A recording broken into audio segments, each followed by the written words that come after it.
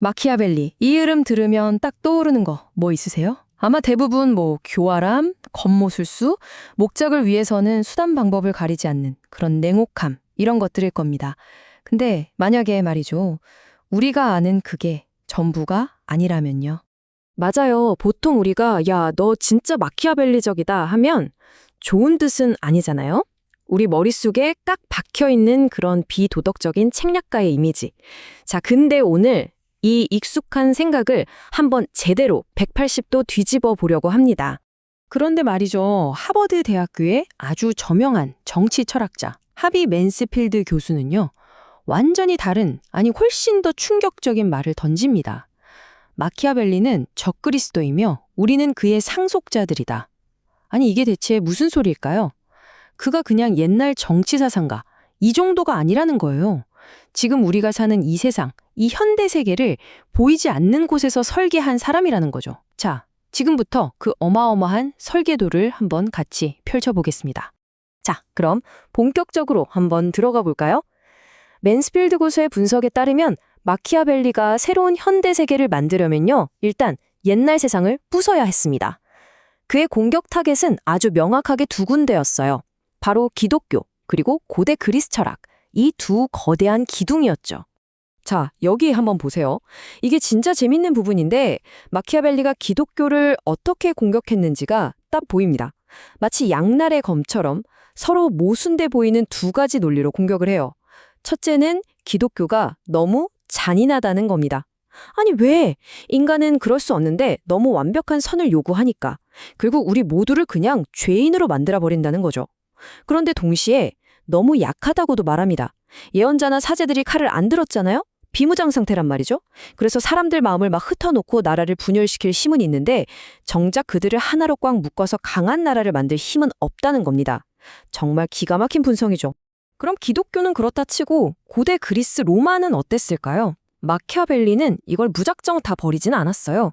아주 영리하게 골라냈죠. 버려야 할 거? 뭐냐? 플라톤이나 아리스토텔레스 같은 철학자들이 머릿속으로만 상상한 이상적인 세계, 선이란 이런 것이다 하는 그런 관념들, 이런 건 다 버리고 그럼 뭘 가져오느냐? 바로 로마인들이 실제로 했던 행동들, 그 피 튀기는 갈등, 정복, 권력을 둘러싼 진짜 역사, 바로 이 현실에서 배울 게 있다고 본 겁니다. 자, 이렇게 옛 세상을 다 부셨어요. 그럼 그 잿더미 위에 마키아벨리는 뭘 세웠을까요? 그가 제시한 새로운 법, 그건 바로 필연성입니다. 이제 세상은 선함이 아니라 이 필연성이라는 법칙에 따라 움직인다는 거죠. 그럼 여기서 말하는 필연성이 대체 뭘까요? 아주 간단해요. 마키아벨리가 볼 때 인간을 움직이는 진짜 힘은 도덕이나 양심 같은 게 아니라는 거예요. 오직 필요뿐이라는 거죠. 사람들이 착한 일을 하는 건 착해서가 아니라 그게 필요해서라는 겁니다. 그리고 그 필요의 본질은 뭐냐? 바로 끊임없이 무언가를 획득하고 더 가지려는 욕구라는 거죠. 이게 인간의 본성이라는 거예요.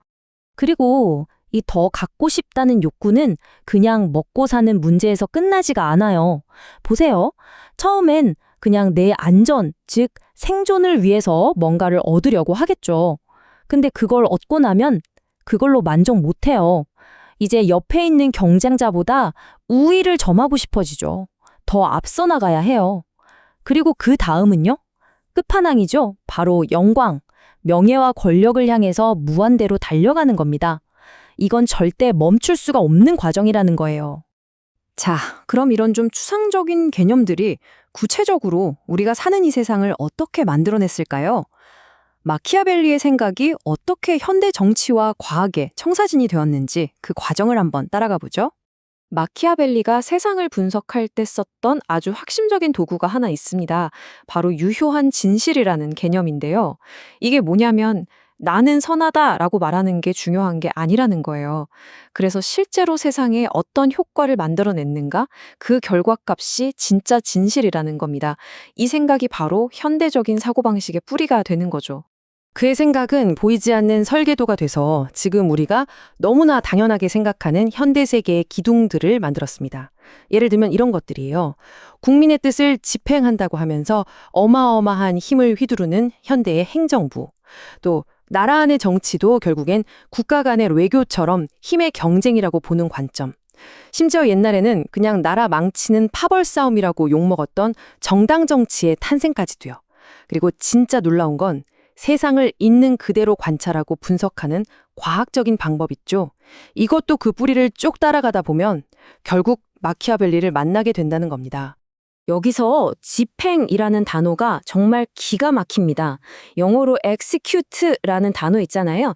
이게 실행하다라는 뜻도 있지만 처형하다라는 뜻도 있거든요. 그러니까 지도자는 국민의 뜻을 실행한다고 말은 하지만 사실은 그 뜻을 따르지 않는 사람을 처형할 수 있는 힘을 갖게 되는 거죠. 진짜 권력은 이렇게 교묘하게 숨겨지는 겁니다. 이게 바로 간접 통치의 시작이에요.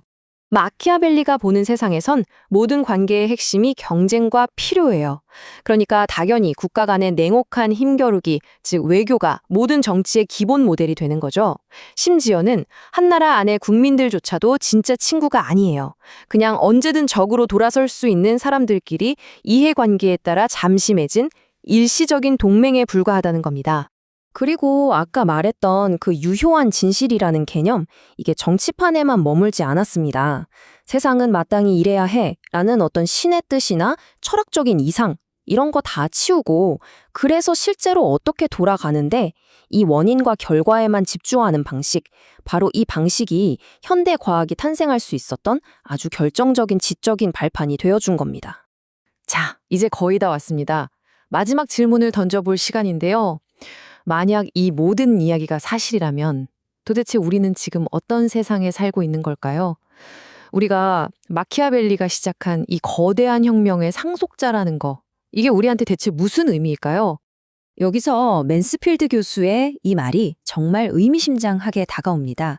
어쩌면요, 마키아벨리의 가장 위대하고 또 가장 교활한 책략은 바로 이거였을지도 몰라요. 우리 자신이 바로 그가 만든 거대한 설계도 안에서 살고 있다는 그 사실 자체를 아예 눈치채지 못하게 만들어버린 것 말이죠. 그의 영향력은 마치 공기 같아요. 너무나 당연하고 깊숙하게 우리 주변에 있어서 오히려 우리가 그걸 인식조차 못하는 거죠. 그래서 마지막으로 여러분께 이 질문을 던지면서 마무리하고 싶습니다. 만약 우리가 발 딛고 사는 이 세상이 정말로 선이나 도덕이 아니라 오직 필연성이라는 냉혹한 법칙으로만 움직이는 거라면, 그렇다면 진정한 의미의 선함이 설 자리는 과연 어디에 남아있는 걸까요? 한 번쯤 깊이 생각해 볼 문제가 아닐까 싶습니다.